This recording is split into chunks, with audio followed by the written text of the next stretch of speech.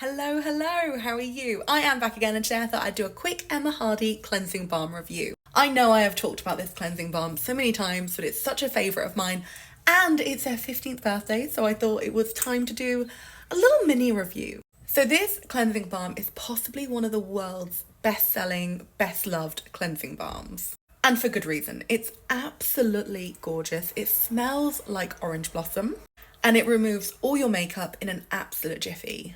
I'm talking sunscreen, I'm talking eyeliner, mascara, everything. And it does it while smelling absolutely sensational, like spa-like sensational.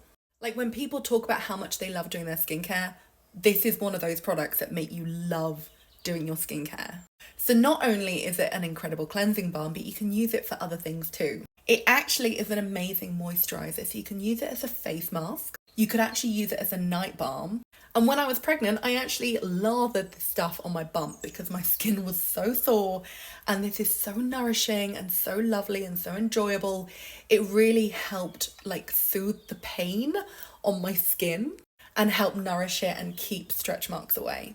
I admit it is not a cheap product, but I do think it's worth every penny. It leaves your skin just clean and fresh and lovely. And if you are like me and you have quite dry skin, it will take off all your makeup without stripping your skin. Plus, if you're going on holiday and you're short of suitcase space, this is definitely something you should pack because you can use it as a cleansing balm, as a moisturiser, as a brow tamer, lip balm, anything you want. It will literally work on everything. Like I said, it smells like a dream. It's truly the best. I absolutely love it. It's one of my favourite products in the world. And I just wanted to do this quick video and say happy birthday to Emma Hardie. Thank you so much for watching. I'll see you again soon. Goodbye. Oh, and if you don't know, there is a candle in the same scent now, which is also phenomenal. Okay, bye.